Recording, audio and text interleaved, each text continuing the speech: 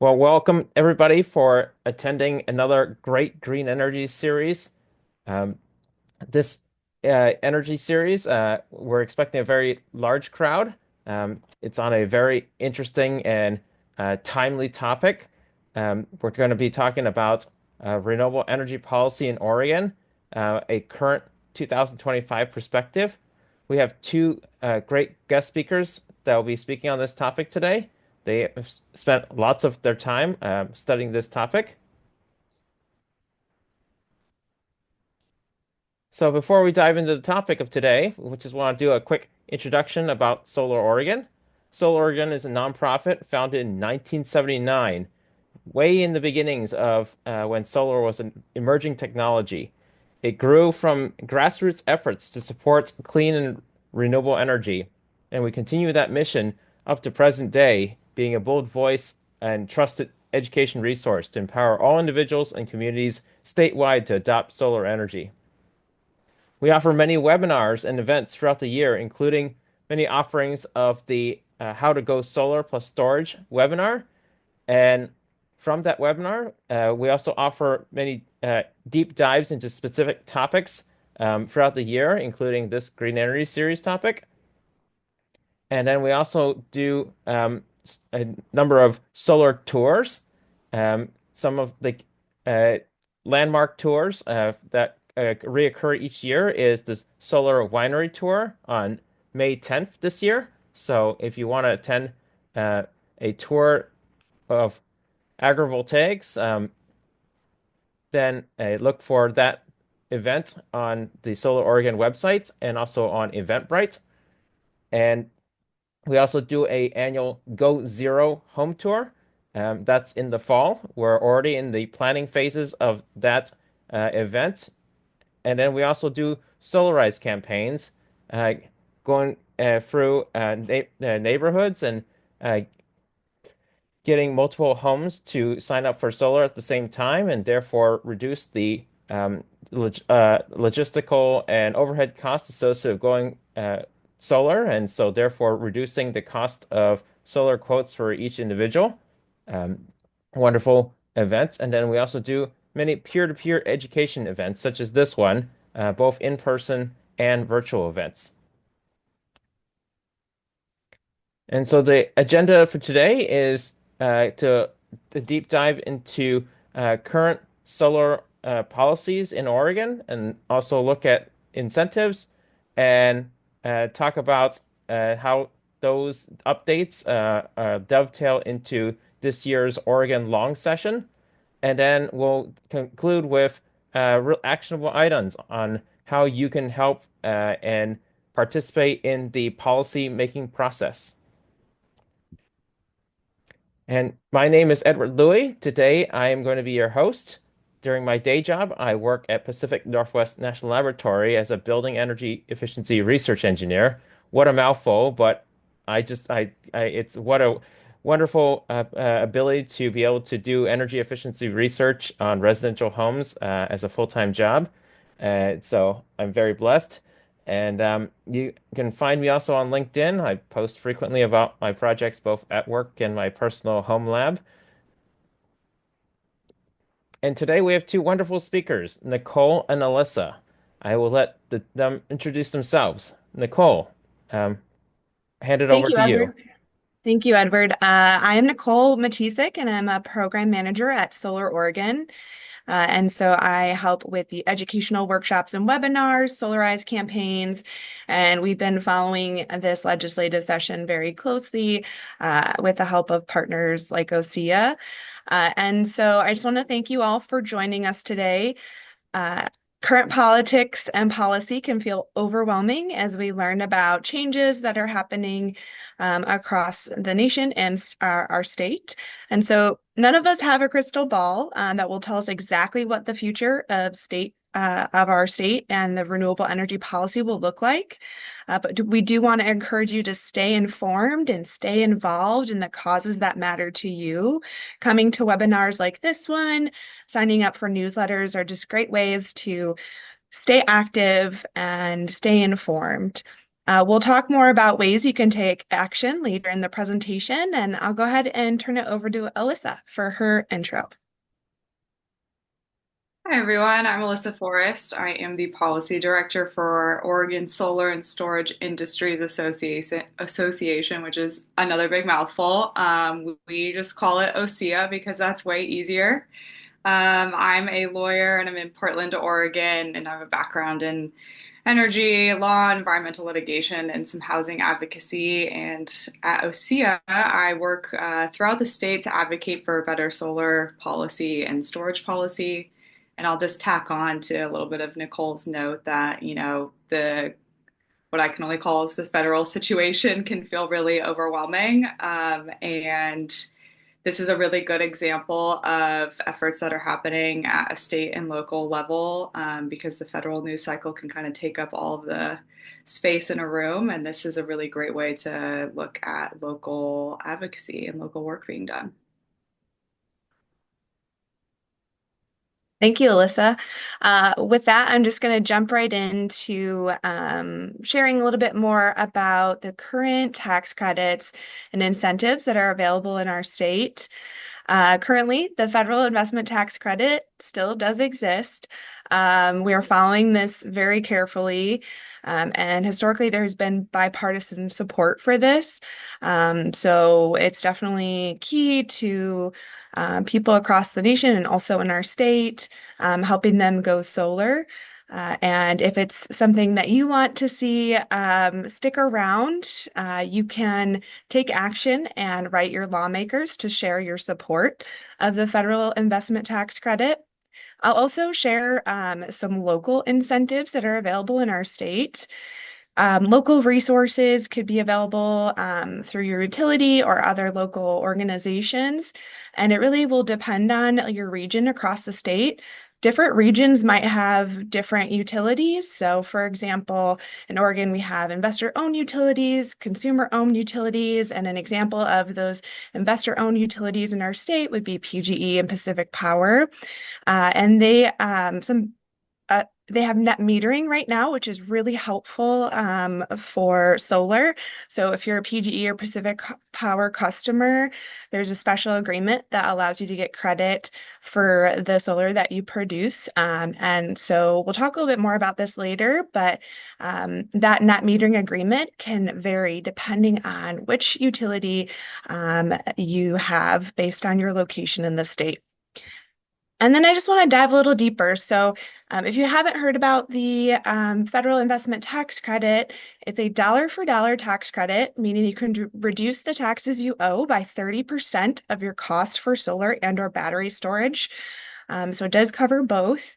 And this incentive is one that you wouldn't receive immediately. You would apply for it when you file your taxes. You must have tax liability to claim this credit. Like I mentioned, we're following this really closely because we would like to see this tax credit remain available for people who are considering solar. And just a disclaimer, I'm not a tax professional, but I do just want to share with you some key parts of the investment tax credit as it stands. It covers both solar and storage, and it does apply to traditional solar panels as well as solar roof tiles. The incentive is very straightforward and easy to claim. And you can also reach out to a tax professional to help you claim this correctly. There are some common myths and misconceptions about this tax credit, and one of those is that you can claim re-roofing costs under the tax credit, and that is not true. So working with a tax professional can help make sure that you claim it correctly. We also have different local incentives. The Energy Trust of Oregon is an independent nonprofit that serves the customers of the investor-owned utilities in our state. So if you're a PGE or a Pacific Power customer, you can have access to these incentives. You would have to work with an Energy Trust Trade Ally contractor. And so these are a group of pre-vetted contractors that have the ability to help you claim these solar and storage incentives. And so basically there's a standard incentive for solar as well as one for storage. And it just depends on which utility you have, what you could apply for that incentive. These are upfront incentives, so it differs from the tax credit, which you would be claiming at the end of the year when you file your taxes. These incentives would be upfront, and your trade ally contractor would help you and apply for those on your behalf when you are going solar or adding storage. And then there's also an increased incentive that Energy Trust offers that is available for income qualified homeowners in PGE and Pacific Power territory. It's called the Solar Within Reach incentive, and it's a dollar per watt incentive. And it also has an incentive for solar and storage. And then how do you know if you're qualified? You would check your eligibility on the Energy Trust website. So, for example, for a household of four, if your total income is less than $128,564 for a year, you would qualify. So it's really good to check that just to see if you could qualify for that increased incentive. And with that, I'll go ahead and turn it over to Alyssa, who's going to share more about OSSIA as well as legislative updates. Hey everyone. Also, a small disclaimer from me. I suffer from really bad allergies, so this is like the time of Oregon where it starts to get warm and dreamy outside, and every time I go outside, I sneeze and cough. So if I go silent for a second, just let me be. I'll come back. I wanted to explain a little bit about who OSSIA is, and we kind of have two arms, and one of those is OSSIA directly, and that is a trade association. And that means solar and storage companies, developers, other nonprofits, other interested stakeholders can pay to be a member of OSSIA and get some membership benefits. One of those benefits is me. You have a dedicated policy person who's working in different state places to advocate for better solar policy. And our other half is OSEEF, and that is the Oregon Solar Energy Education Fund. And that is our nonprofit arm. It's a 501(c), and that does a lot of workforce development and public engagement like this. And I work for both, but I'm just going to say OSSIA because it's easier for everybody. But we have some parts of my job are funded through membership dues, and some parts of my job are funded through grants. And where my role kind of comes in into talking about our topic today is I do a lot of our policy work in the state legislature as well as outside of the legislature. And that's a good segue into our next slide to start talking about legislative efforts.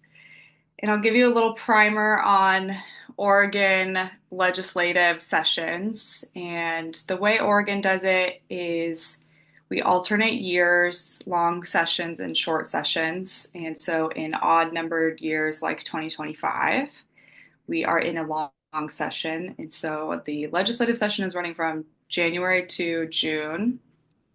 There's some pros and cons to this strategy, but a long session lends itself to being a lot busier. Sometimes people save their bills from a short session because they know they won't be able to get it through, so they'll save it for a longer year. And it often has more complicated topics too, because there's more time to educate our legislators on really complex things. And like we've kind of, have to point out too, there's a lot of federal uncertainty right now. So I think that's really encouraged state actors to do more state laws and policy and local action. And so it's helpful also to think a little bit about the life of a bill. And it gets drafted by an organization or a group of people or legislators. For example, OSSIA helps draft some bills. And then it gets sponsored by a legislator into a specific committee.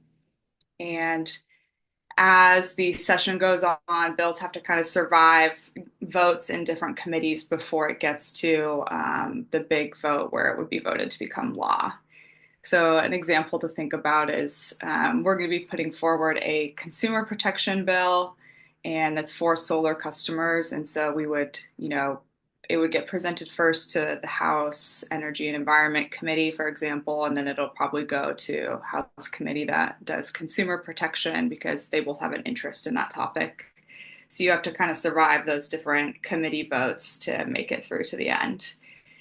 And the point being is there's an upcoming deadline on April 9th, this coming Wednesday, and that is kind of the first big committee deadline. If your bill has not made it out of its first committee by Wednesday, your bill is dead. So the fate of many, many bills is going to be decided in the next few days. And so, a lot of the things I might talk about today may not exist in a few more days, but that doesn't mean they're dead forever. Sometimes when you don't have a bill past one session, you can bring it up in another session because legislators are already familiar from it from the prior year. So that is a good segue into, I guess I'll also just mention too. I don't think a specific fact has been published on this yet, but from what I'm hearing from every legislator and lobbyist and people working is that this is the busiest session they've ever seen. And everybody is, really overworked and stressed, but working really hard to get good things moving forward. And there's a lot of really exciting bills that are happening. And ones that relate to solar, which I'll start talking about if you want to go to the next slide. So I'm going to start off by explaining what a virtual power plant is, just in case anybody doesn't know. And I find virtual power plant is easiest to think about when you compare it to, I think it's easiest to compare it to like a hydroelectric power plant, which is a dam. And when you think about a utility opening up those the different like water spouts, when there's more energy needed, they'll put more water through the dam to generate more electricity. And when less power is needed, they're putting less water through. And a virtual power plant, instead of being one singular entity power plant place, think about a bunch of really small resources all right next to each other. And the easiest one for me to wrap my brain around is thinking about residential rooftop solar and storage. So think about a neighborhood that is completely covered in solar panels. And, often we think about the solar energy going to our home or into our battery, and what we don't use goes out into the grid. A virtual power plant would be it could make a small region of a bunch of little resources almost a singular power plant, and so the utility could theoretically switch on an entire neighborhood of solar panels or their battery storage so it's flowing to the grid. So when there's times of need and there's more energy needed somewhere, they could flip on this virtual power plant to get more power to the grid. And these are a really new idea. They don't really exist in many places yet. I think some states are putting them forward and starting to get them working, but this is a new idea, hot off the press, as they say, and it has a lot of benefits, including reliability. And it's helpful to think about these plants are using the power where it's generated. And so therefore you don't have to put things on big transmission lines to like send, the electricity from a dam in Washington down to Eugene in Oregon. You can just use the power where it is. And that is really good for the grid because it doesn't add a lot of stress to the transmission and distribution systems. And it also helps with reliability to be able to turn this on instead of having to turn on another resource that's far away to try to get power somewhere. And so because you don't have to move the power around as much, it also makes it more affordable.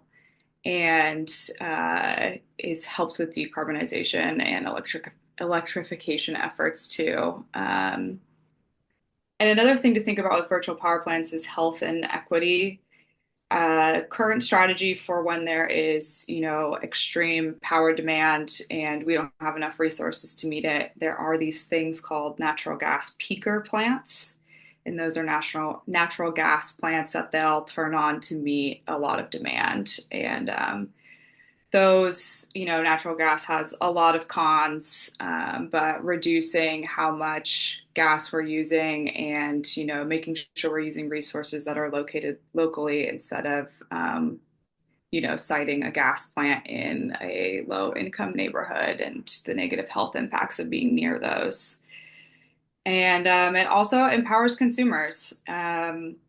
It gives consumers a more active role in shaping how they want to use their energy and how it's consumed in their homes and businesses.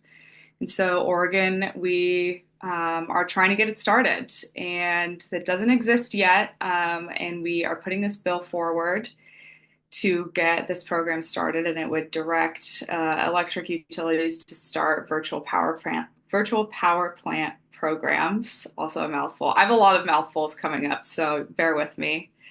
Um, these are also synonymous with distributed power plants. You might hear VPP and DPP used interchangeably, and they're the same thing. Just the energy industry really loves vocab and giving terms to things. And we can go to the next one. There's also some bills moving forward about microgrids, and a microgrid is almost a mini virtual power plant, but not exactly. It does have some of the same benefits, um, like efficiency. You don't have to move the power around far, and resilience and reliance, but a microgrid is smaller in scale than a virtual power plant would be, and it's a connected group of energy resources like solar and storage that can connect and disconnect from the grid. And so when they're not connected, Mhm. it's called islanding, or it's an island of energy. And the reason, or one of the big use cases for, having an island of energy is for emergency response. And so if you think about times in Oregon where we have had the power go out, whether that's from a really big ice storm or wildfires, these extreme weather events that are happening more and more often, and the power goes out, a microgrid can island itself away from the main grid and use resources like solar and storage to keep the lights on. And it's helpful to think of examples that are kind of community hubs. So maybe like a high school building, or maybe a city hall, maybe a fire department. Some buildings, or like a pocket of buildings, would be able to stay on during an emergency. And so think about somewhere with an ice, like for having an ice storm again, it would be a place that does have heat, when heat is really essential for survival. And then, the opposite of that would be on these really big heat waves we have sometimes. It would be a place that can stay on during an emergency shutoff, um, that has air conditioning or can provide emergency services for people that are dealing with impacts from the heat. And so a really good public example of this one is during Hurricane Sandy when it got to New York City. NYU is a microgrid, and so NYU was able to keep their lights on during Hurricane Sandy and provide emergency services to people, whereas a lot of the rest of the city didn't have power. And there's some microgrid projects in Oregon that they are developing and doing some testing with. And these bills would, make some rules and standards a little bit clearer so microgrids can start getting developed faster and we can get more of these online. We can go to the next bill or next slide. And so this is a consumer protection bill. OSSIA has actually been really involved with drafting the language of this bill. And it's helpful to think about, why do we need one? Um, hopefully this hasn't happened to you, but it might have a salesperson coming to your door and saying, Hmm. "Hey, you're eligible for free solar. I can get you free solar." Or maybe you've seen those ads on your Instagram or Facebook that say, "If you live in this zip code, you can get solar for free." And we know that nothing is truly free, so that's, lying. And those predatory marketing tactics have been used to get people into contracts for solar systems that they can't afford and or solar systems that don't have good quality. There's some bad actors that have kind of come in and they take advantage of a situation where there's government incentives for solar and they kind of tout it as free and cause a lot of financial harm to people. And a lot of Oregonians have fallen victim to this. And so the time has come to make a specific consumer protection bill for solar customers to ensure they're protected. And just a reminder that OSSIA is a trade association. And so, we are representative of industry in some ways, and it's really unheard of for an industry to be wanting to regulate itself more. And I think that just really speaks to OSIA's mission and our members and their commitment to their customers and their commitment to solar. Our members are not the kinds of companies that would be using these predatory tactics. We really want to improve and keep solar moving and in Oregon and expanding renewable energy in Oregon and decarbonizing. And we don't want some bad actors that are using these predatory tactics to make the whole industry look bad or to make it so that decarbonization efforts are slowed. So that's why we've been working with groups like Oregon Consumer Justice. They are a legal center for consumer protection in Oregon. And we've worked with a lot of other groups too to be involved in drafting the language and show that we want the solar industry to be regulated and we want our customers to be protected from malintent. And so this bill would set up some good standards for sales tactics, marketing strategies, advertising, and being licensed for certain things and making sure there's really good contract protections for customers that sign contracts for solar and make sure that there's good usable avenues for solar customers to enforce their protections and make sure that they are not just falling victim to these kinds of companies. And I'll also do a little plug here. Nicole talked a little bit about Energy Trust of Oregon's Trade Ally Network. And so if a company is a trade ally of Energy Trust, that is a really good stamp of approval that they're not the kind of company that's going to do these predatory tactics. So if that happens to you or you see it, go look at ETO's trade allies. And if you don't see them there, think twice. We can go to the next one. So this is a solar tax credit bill. This is partially in response to the uncertainty around the federal tax credits. And we don't know what's going to happen with those. They still exist right now. There's been lots of threats and funding's been frozen and unfrozen and frozen and unfrozen. It's kind of a week to week ordeal. And so we are pushing for a a state of Oregon solar tax credit. That would be $1,000 for purchase of energy storage or solar systems. And this would apply to everyone in Oregon equally of all income levels. And we're hoping that that can, alleviate any uncertainty or pressure that's happening from the federal situation. And you can go to the next one.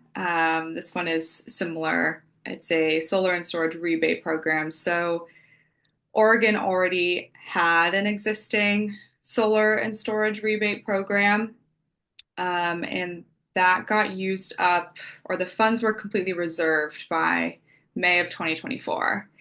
And OSSIA has been advocating to get more funding there, and our efforts are culminating here with this bill to restart the rebate program with 20 million in new funding. The Oregon Department of Energy is the agency that ran that, and they haven't been able to do anything in almost a year. So we're hoping to get more funding into that program and hoping that, it can help customers add more storage systems to their homes and, increase their independence and resilience with their solar systems. We can go to the next one. Community solar is this is our most emotional bill, I'll say, because there's been a lot of drama around this bill lately. But community solar is a program in Oregon and many other places, and it is usually for a solar system that's a lot larger than something you would put on your house. I like to think about a large Walmart or something that's like this large rectangle with a flat roof that gets a lot of sunlight. It's a great candidate to put a lot of solar panels on. Um, and community solar makes it so utility customers can subscribe to a community solar project, and they can start getting some bill reductions, some benefits from subscribing to the community solar project. And this is really ideal for people who are renters. I personally live in an apartment building. I can't put solar on my apartment building. And so this is the kind of program people who don't own their homes or are renters or live in dwellings that aren't good candidates for solar. Maybe they're too shaded, or, their roof faces the wrong way, those kinds of things. And so it makes it so people can still participate in a renewable energy program with their utility, and they can still get bill reductions from solar, even though they don't have their own panels. And this program is really good for low income communities because it gives them a way to have some agency over their energy bill and find ways to reduce how much they're being charged. So the community solar program in Oregon, when it started, was given a certain amount of capacity, which is just another way of saying there was a set amount, a limited amount that of community solar that could get made under the program. And those amounts have nearly been met as of 2024, and there's not a lot of space left in the program to build new projects. And there are some existing projects that are still waiting in queues to be connected to the grid or to finish construction. And so OSSIA has been working really hard to get this community solar bill through to expand the program and allow for more community solar to get built and, existing projects to be able to be finished. We think this is a really important program and has a lot of benefits, but it is one that is facing a lot of challenges.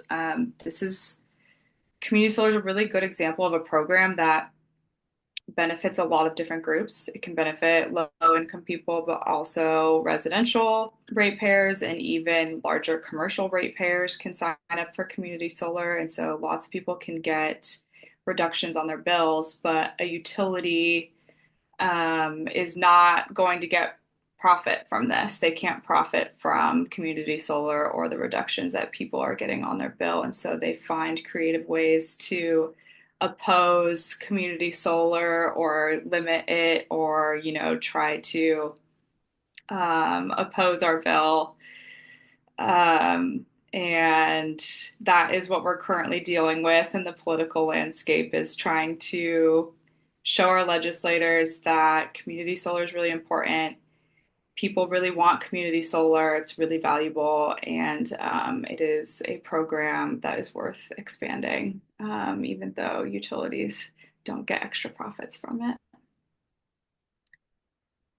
And to talk about transmission a little bit, the context surrounding transmission is getting to a point of being pretty dire. So there is not enough existing transmission infrastructure in Oregon or arguably the whole country to meet expected energy demand growth. And this is getting pretty urgent because AI is booming and data centers are booming. And, data centers use a ton of energy constantly to power, these different AI programs and other stuff. And there's just not enough existing transmission either that's already built or is, slated to be built and is waiting in queues. It just doesn't exist. And so there are a lot of efforts to try to improve the transmission process to get more projects through and to also improve existing transmission so that it's more efficient. And in Oregon, there's three main bills that this is happening with. The first is the Regional Transmission Authority, and that bill would create a new state agency that would specifically handle transmission in Oregon. So that would be, approving projects, figuring out where they're going to go, figuring out who's going to pay for it. And this agency would pay for itself based off of the money that it makes from operating transmission lines. And there are other state agencies and federal agencies that pay for themselves by operating transmission in this way. And so they're trying to get that through this year and start putting together that agency. And the hope is that with a dedicated agency for this, things can move more quickly. Because right now it's kind of a piecemeal approach on siting and approving projects, and things take years in each place. And so we're trying to consolidate, put it in one place, and get things moving forward. The second one, oh, Oh, sorry, go go back ahead. to that one. Yeah. The second one on there is called the Grid Enhancing Technologies, and the fun term for that is GETs. GETs are, it would be trying to improve the existing transmission where it already is to make it more efficient and have less loss. So a lot of these transmission wires and infrastructure is really, really, really old and hasn't been taken care of well or improved recently. And so this bill would make it so we can start looking at technologies like, replacing the wires with more advanced technology that we have now so that there's less electricity lost as it goes down the wire. And so that's a way to get more transmission without having to actually site and build new infrastructure. And then the third one on this list is kind of like I said, there's a little bit of a piecemeal approach of how transmission moves forward in Oregon. And this bill would set some timelines for that. Sometimes things can take years and years and years to get pushed through. I think there's a big transmission project that's been in a queue, multiple queues, I think for almost 20 years, and they still haven't even started construction yet. And so this is a really, really insanely slow process. Um, and we don't have that kind of time. So this bill would make it so that siting kind of has a year, you have a year to work through these applications and figure it out within a year. And then next slide, agrivoltaics. Agrivoltaics is basically solar and agriculture on the same plot of land. And so this is a really good picture of that where there is crops under these solar panels. There's also really cute pictures of grazing animals and having solar panels. There's a really cute one that goes around of like a bunch of sheep sitting under their solar panel in the shade on a really hot day. And so there's a lot of opportunity in Oregon.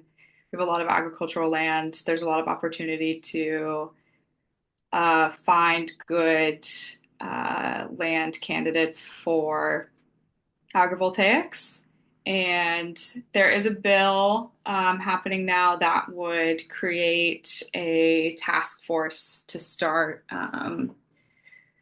moving this along quicker, I guess, and kind of report out on agrivoltaics in about a year. And there is a committee at the legislature called the Ways and Means Committee, and the Ways and Means Committee, as its name implies, finds ways and means to pay for things that cost money with Oregon's budget.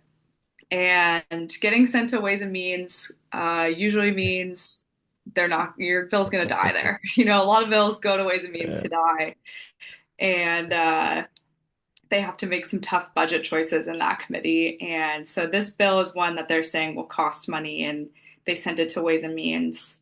So it's not likely to pass this session, but Oregon's land use state agency is already doing a lot of work on agrivoltaics and doing studies and trying to find land that is a good candidate for agrivoltaics and starting off some projects and studying those and how it goes. So just because this bill doesn't pass doesn't mean the work isn't being done, but it will set up for future legislation about agrivoltaics too. And then I want to talk about rates.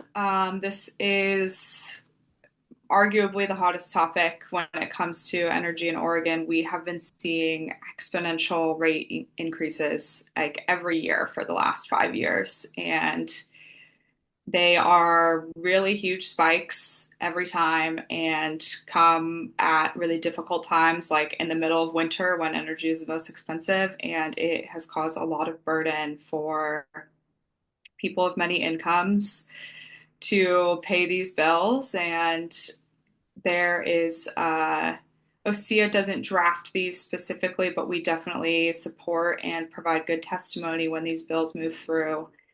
There is an organization called the Oregon Citizens Utility Board, and they are a state created organization that advocates for ratepayers, and they have been tirelessly trying to get these rate increases to be smaller or less often, and not having as much success as we all would like at the regulatory level. And so they're putting these bills forward to try to make it so it's a legislative fix. And one of those bills is called the Transparency in Rates. And and when I say we, I mean those of us in the industry, we're calling that one the Get the Junk Out of Rates bill, actually. And that name is actually kind of taking on a life of its own. A lot of legislators really like it.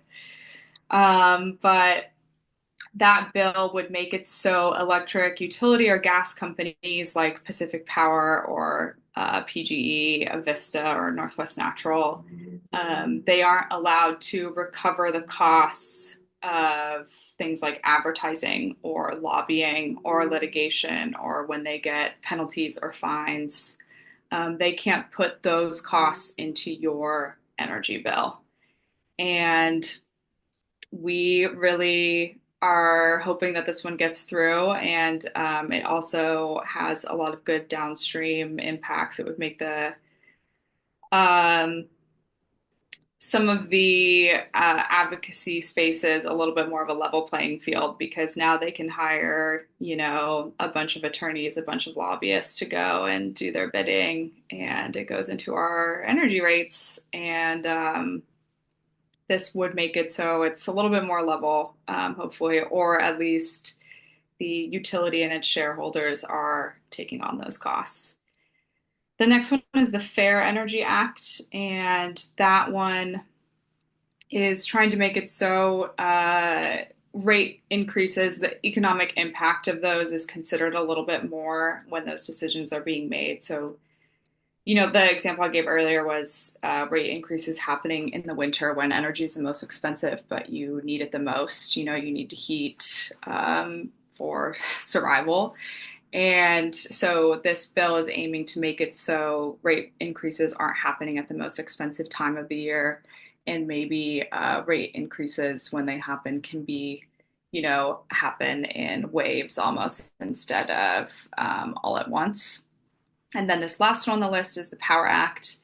And this one would create a special customer class for large energy users. And that's, mostly data centers. And so, like I said earlier, data centers use a ton of energy and it's constant. And, that puts stress on the grid for everybody and increases costs for getting that much energy to them all the time.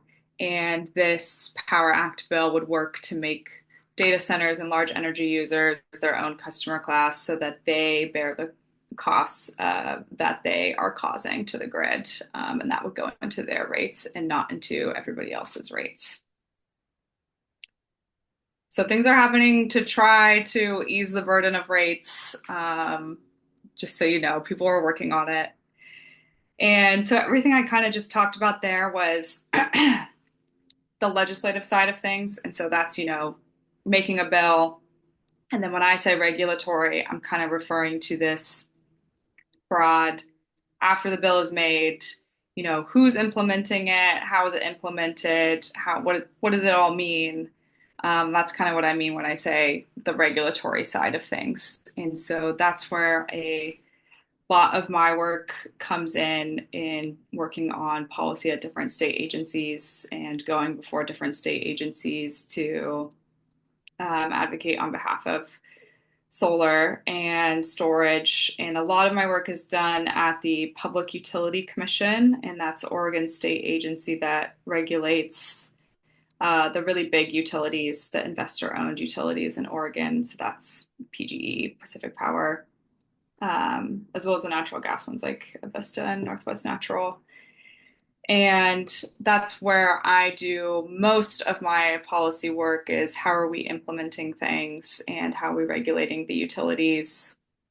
Um, and that's where programs like community solar, as I was talking about earlier, the Public Utility Commission operates and makes rules about community solar as well as net metering.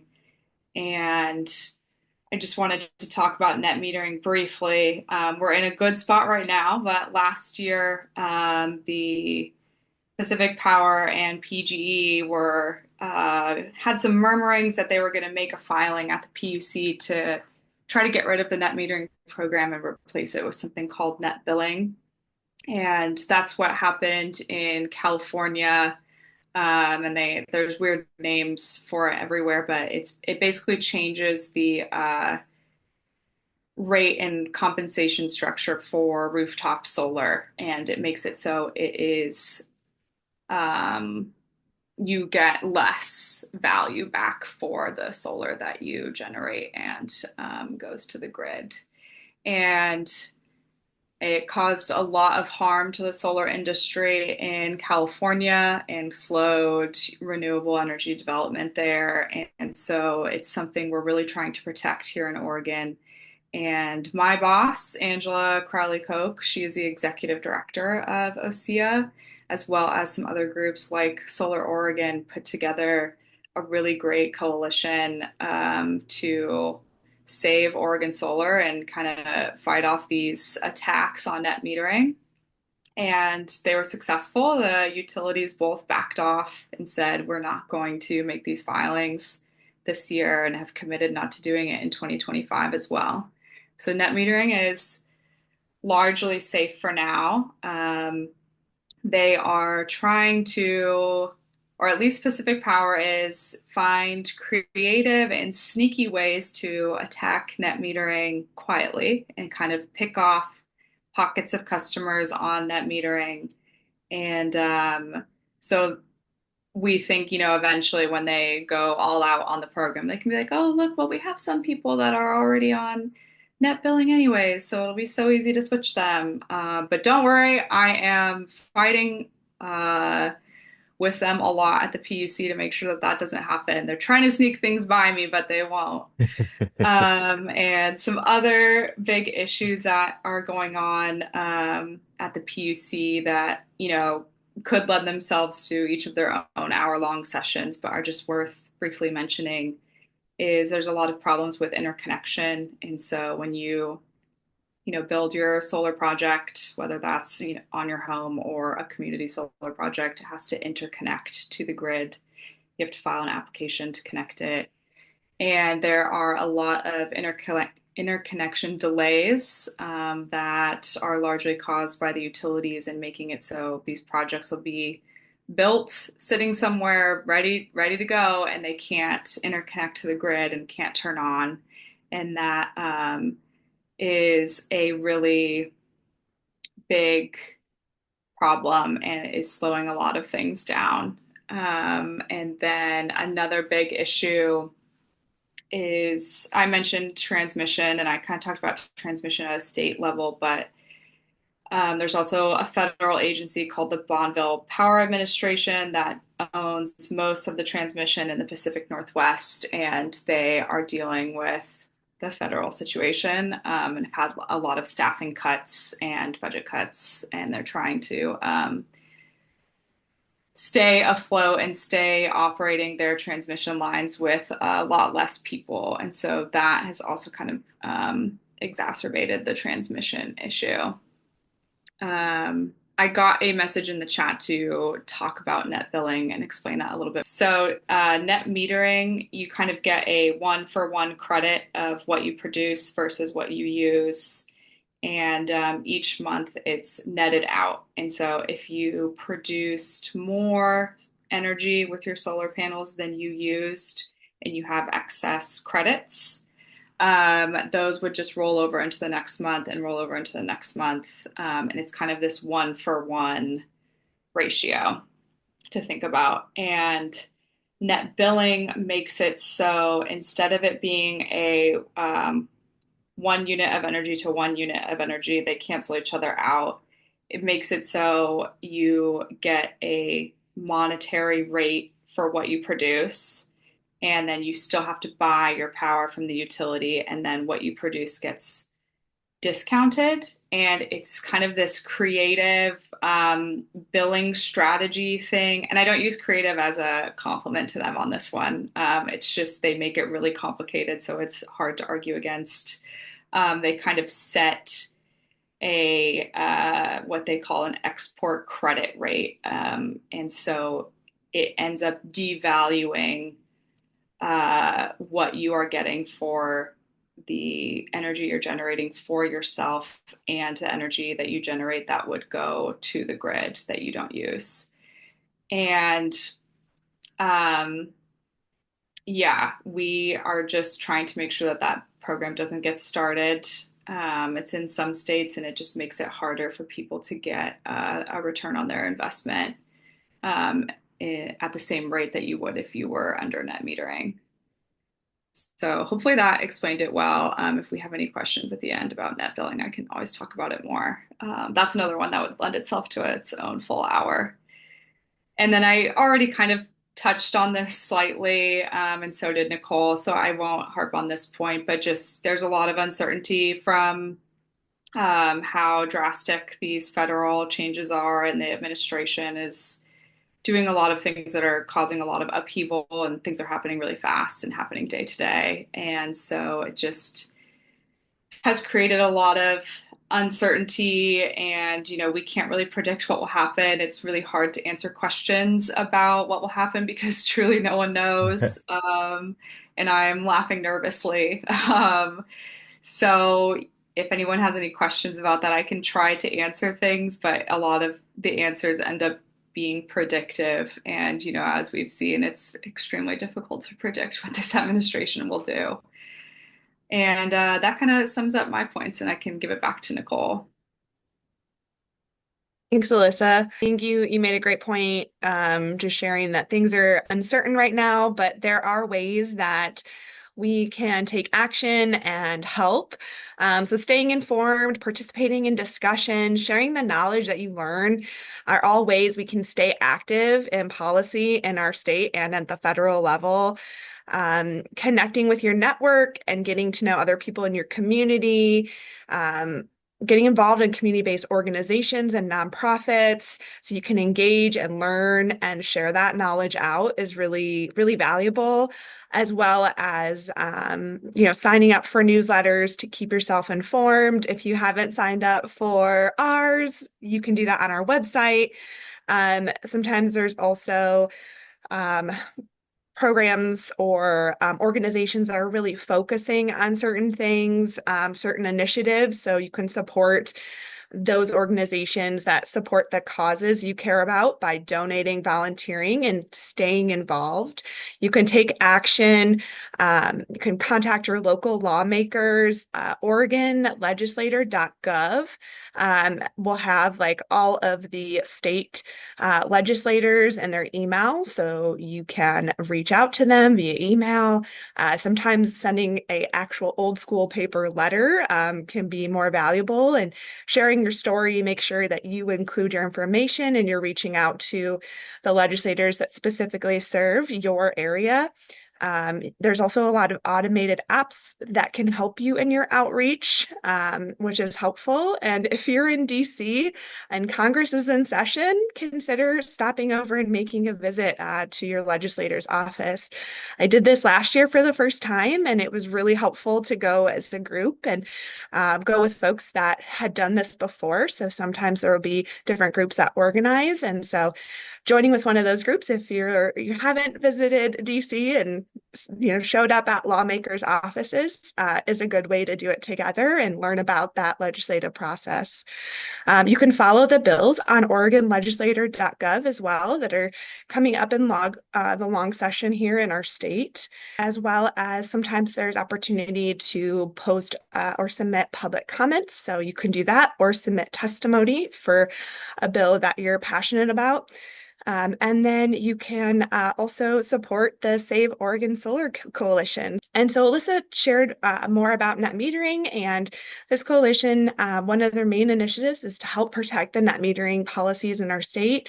This coalition has been super instrumental in protecting net metering thus far. And so great work that Angela and her team and all the organizations involved have been doing. Take action.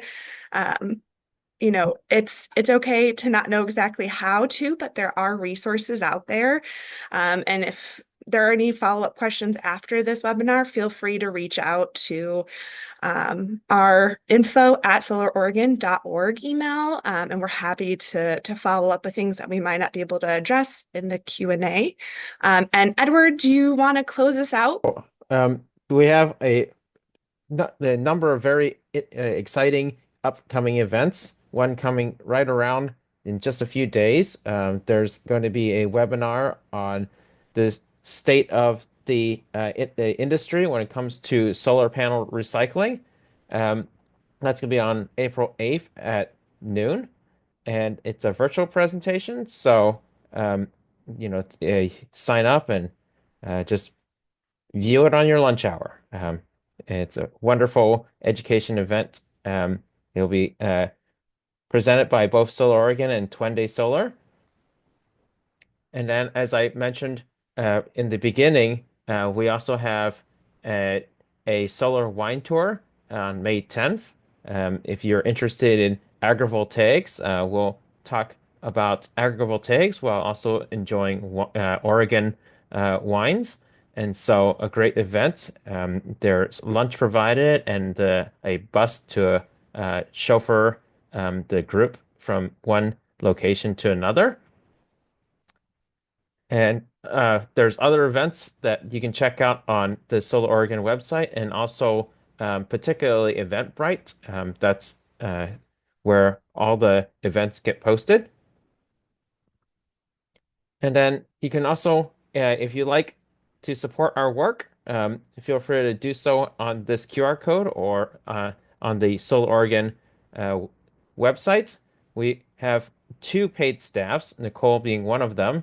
Everyone else is a hardworking volunteer dedicated to the mission of spreading the information about solar to Oregonians and increasingly beyond our state borders.